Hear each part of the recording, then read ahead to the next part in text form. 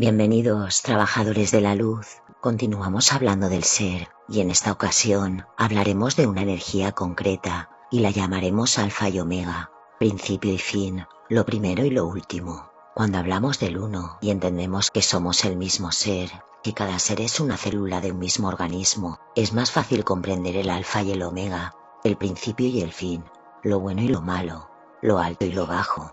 Nosotros somos todo. Nosotros que tanto hemos hablado de la educación social y de los educadores, y hemos hablado tanto del sistema feudal y de los señores feudales, hemos hablado de las monarquías y los monarcas, hemos hablado de las empresas y los empresarios, hemos hablado del dinero y los fondos de inversión, y los especuladores que especulan con ellos, y hemos hablado de todo eso como manifestación de la miseria humana y de la dificultad para encontrar la felicidad para todos. En este compendio de personajes que acabamos de describir se manifiesta el libre albedrío, se manifiesta la dualidad, se manifiesta hasta cuando cada persona puede elegir un camino que puede estar más o menos lejos del abrazo, de la realidad que verdaderamente somos. Entonces, cuando entiendes la esencia del ser a través del uno, de la unidad, de que todos somos uno, y te das cuenta de que todos somos el mismo ser realmente, pues es más fácil comprender el alfa y el omega.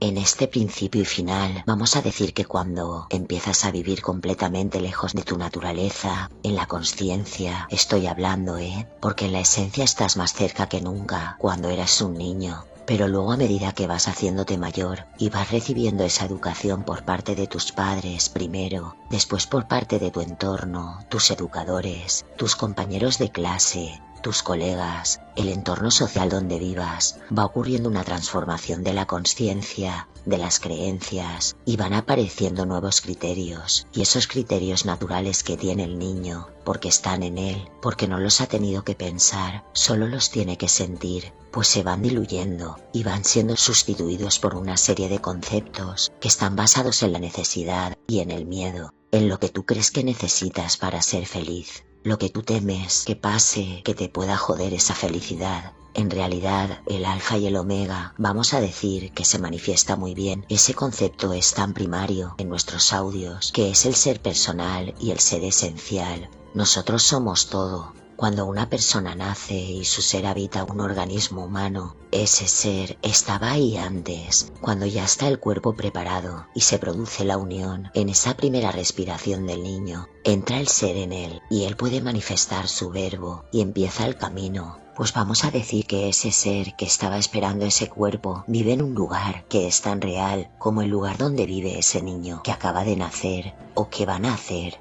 Esta vida que nosotros vivimos, la física, la relacionada con nuestro ser humano, con nuestro ser biológico en este planeta sagrado, en esta tierra donde vivimos, que está preparada para subastecernos de todo, para que no nos falte de nada, aunque el mal uso de los recursos de ella, a veces en ocasiones, y a través siempre de la educación de criterios de determinadas personas que viven de esos recursos naturales, pues nos hacen creer que esos recursos serán limitados, y que íbamos a pasar hambre, e íbamos a pasar sed, y que muchos, bueno, cada uno con sus paranoias y sus inventos. El caso es que este ser esencial que está vivo antes de que mi cuerpo físico lo esté, porque yo no siento mi cuerpo espiritual en mi cuerpo físico, porque yo, una persona, no es capaz de sentir su alma o su espiritualidad, o llámalo como quieras, porque yo no sé si será el alma o será el ser esencial o cómo. Hemos dicho veces, será el innato mezclado con el alma o con el espíritu, no tengo ni idea.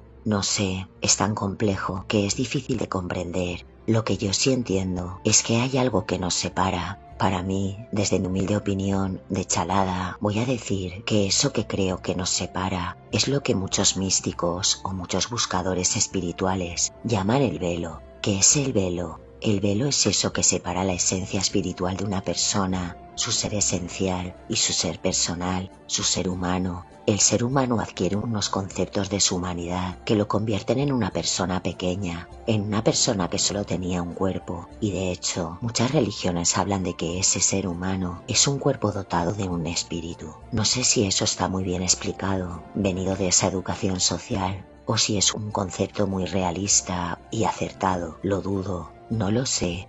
También podríamos decir de forma contraria a lo que nos cuentan, de que el ser humano es un espíritu habitando un cuerpo, usando un cuerpo humano. La definición parece similar, pero el concepto básico que manifiesta esa definición es jodidamente distinto. No es lo mismo un cuerpo humano que dispone de un espíritu, que un espíritu que dispone de un cuerpo humano. Ese velo es una construcción que todas las personas vamos haciendo. El niño cuando nace es chiquitín, no habla, entonces no puede explicar lo que siente, ¿sabes? Pero yo estoy seguro de que el niño, cuando es chiquitín, vive en ambos lados del velo. Su ser esencial está tan presente como su ser humano. ¿Por qué? Porque ese velo no existe. Ese velo realmente no hay nada que nos separe de Dios, que nos separe del universo, de nuestra naturaleza. No hay nada que nos separe de nuestros padres. No hay nada que nos separe de nuestros hermanos. Pero nosotros podemos creer que sí lo hay. Ese creer que sí lo hay. Ese creer que yo no puedo conectarme con Dios, que yo no puedo hablar con Dios, porque yo solo soy un ser humano. Esa creencia en sí misma es el velo.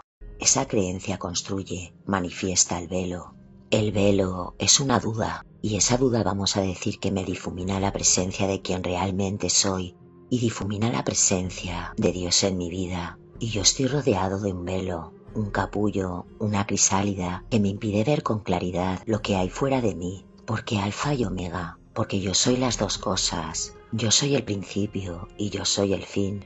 Yo soy el niño cuando nace y ese guerrero que tiene que atravesar la vida entera para llegar a no sé qué conciencia de sí mismo. Pero yo también soy el otro lado del velo. Yo también soy Dios. Yo también soy el alma. Yo también soy mi innato. Yo también soy el recuerdo y la información adquirida en todas mis vidas. Todo eso está en mí, pero yo lo dudo. Yo no lo creo. Yo tengo mis dudas al respecto, y esas dudas construyen ese velo que me separa de mi verdadero ser. La conciencia del uno, cuando te haces consciente de ser uno con todo, de darte cuenta de que todos somos el mismo ser, entonces aparece necesariamente, o de forma inevitable, la conciencia del alfa y el omega, y te das cuenta de que tú, cuando naces como ser humano, no has dejado de ser un ser esencial. Tú no has dejado de ser un cachito de Dios porque hayas habitado un cuerpo. Habitas un cuerpo humano para vivir un tipo de experiencias concretas, en una dimensión concreta, que te permite estar en una dualidad que de no ser así, tú no podrías, porque imagínate por un momento que ese velo cae cuando tú naces y nunca más se levanta y nadie te hace dudar. Y tú vives con Dios todo el rato. Tú te podrías considerar un guerrero. Tú podrías hablar del viaje del héroe, podrías hablar a otra persona sobre el miedo, podrías contar aventuras de cómo atravesaste el miedo, de cómo luchaste con tus demonios y con tus dragones, con esos dragones que vivían en tu imaginación y que te impedían tener valor. No, no podrías hablar de nada de eso, porque no sabrías nada de eso. Ese velo está ahí para manifestar la libertad, el libre albedrío. Cuando tú llegas a ese estado de conciencia, cuando tú llegas a amar a Dios, como lo haces contigo, tanto que tu confianza en Él se hace tan grande que abate ese velo y tú puedes entrar en contacto con Dios. Ese día tú eres el dueño, tú eres el alfa y el omega, y tú te das cuenta de que tú eres Dios, pero también eres el hombre, también eres el hijo, también eres el ser humano, pero también eres el Dios, también eres todas las cosas. Eres el uno con todo, eres todo a la vez. Esa es la conciencia de ser el alfa y el omega.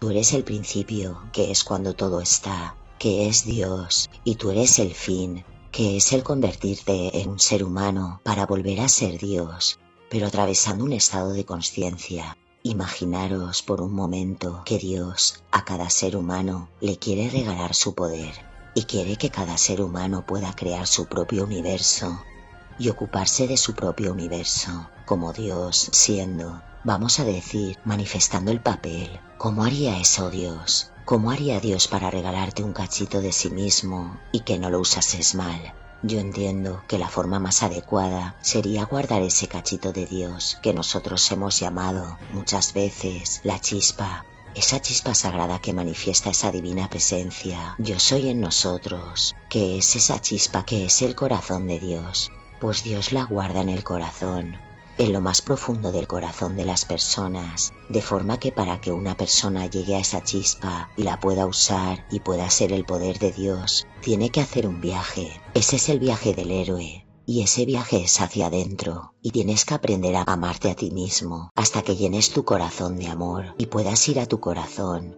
viajar a tu corazón, y entrar en tu corazón, y cuando entres en tu corazón, seas capaz de sentir ese corazón en la casa de Dios. Dentro de ese corazón está esa chispa que manifiesta el ser de Dios, y entonces tú puedas sentir el amor de Dios en ti, siendo tú. Y ese momento sientas que tú eres Dios, que esa chispa estaba ahí dentro de ti, y esa chispa era el corazón de Dios, y al mismo tiempo tú estás ahí, y tú eras la persona que eras, el ser humano que eras. Ese nivel de conciencia de tu propio ser es el que te permitiría entender que el poder de esa chispa es tuyo, y que lo podías usar, y tú puedes amar como ama Dios, con la misma intensidad, con la misma sabiduría, con el mismo conocimiento, con la misma compasión y con la misma ternura que ama Dios. Y entonces podrías ser el creador, podrías ser creador, podrías crear cosas y ocuparte de ellas. Es como si unos padres tienen un hijo y tienen un jardín que ellos han construido y lo llenan de plantitas súper bonitas, y la madre o el padre pues dicen, vamos a enseñar al chiquillo a ser jardinero, y claro, tienen un temor de que él destruya el jardín por el desconocimiento. Entonces vamos a decir que ese viaje que recorre el niño primero le oculta en el jardín, y él hace un viaje interior. Le van ocurriendo cosas que le van obligando a tomar decisiones en una dualidad. Tienen que elegir entre esto o lo otro, entre este camino o el otro, ir por aquí o ir por el otro lado. Va aprendiendo. ¿Para qué es ese viaje? Es un viaje hacia adentro. Lo que pasa que aparentemente ocurre fuera.